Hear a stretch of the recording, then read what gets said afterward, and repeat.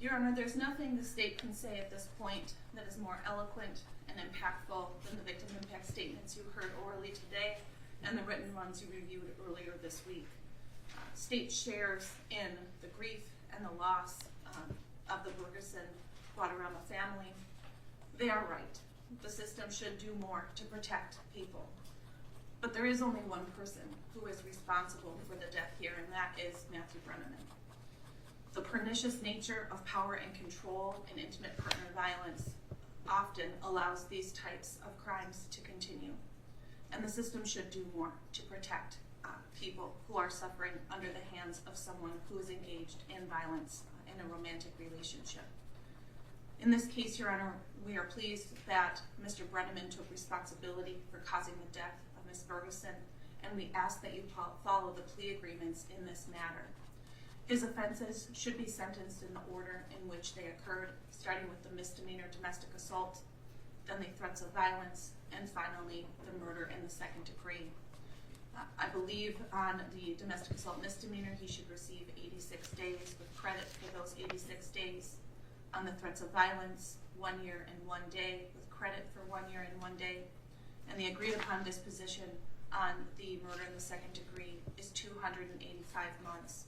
This does constitute an upward durational departure from the presumptive sentence in this case at a criminal history score of 2, which Hernandezes his threats of violence conviction and the custody status point he has for committing this case while on conditional release pending sentencing for that felony threats of violence.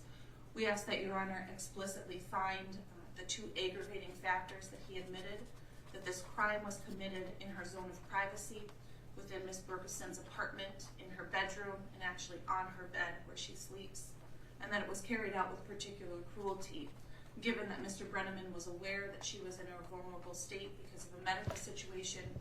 He failed to render any aid to her once he noticed she had lost consciousness, and he left her in that position, putting a garbage bag over her head and having her decompose for days until she was found by law enforcement. These circumstances do make this crime more serious than the typical second-degree murder that's committed while a person is restrained by a protection order, the domestic abuse orders in this case. It's my understanding he has credit for 411 days.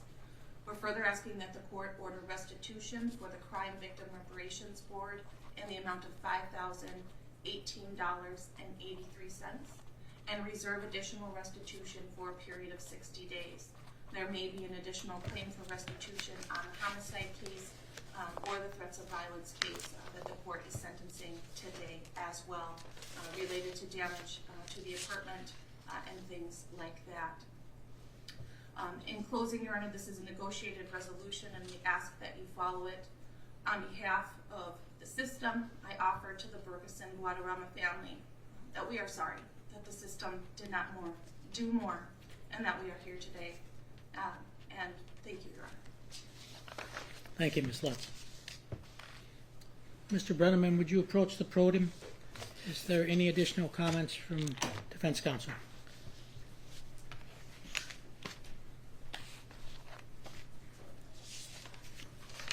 Thank you, Your Honor. Mr. Brenneman is a 40-year-old man with very minimal involvement in the criminal justice system. Prior to last summer, he had no felony charges in his history. He is standing before you to be sentenced for murder. There are lots of different types of murder in our state, just as there are in every other state. One type of murder is intentional murder, where an individual intends to kill a person, intends to cause their death. Another type of murder is premeditated murder, and there are lots of others. Mr. Brenneman was never charged with intentional murder or intending to kill, because that's not what this was. He did not intend her death. He has accepted accountability, and he will be held accountable, Your Honor, and he is prepared to be sentenced today. Mr. Brenneman, is there anything you would like to say, sir? I wish we weren't here and this wasn't happening. But unfortunately, we are where we are. I want to apologize to the Bergson family. Thank you, Mr. Brenneman. All right. Matthew Scott Brenneman, having pled guilty to domestic assault in violation of Minnesota Statute 609.2242, Subdivision 1, close paren 2.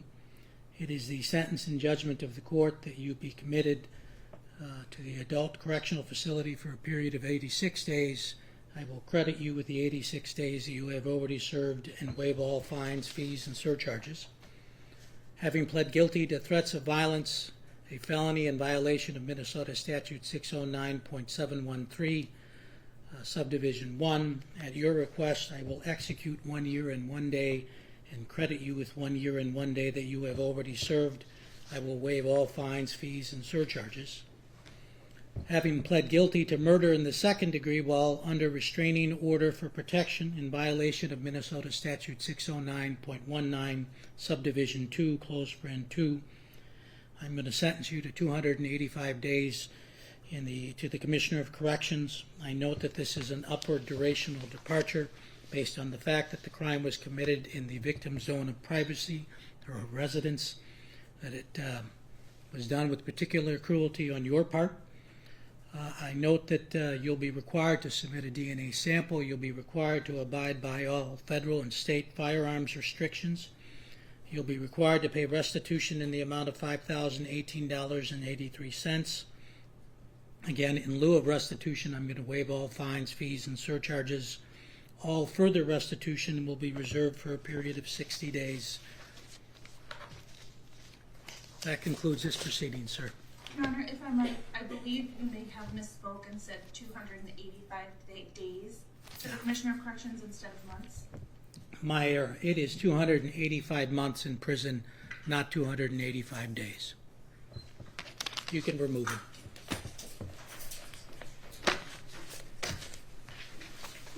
Thank you, counsel.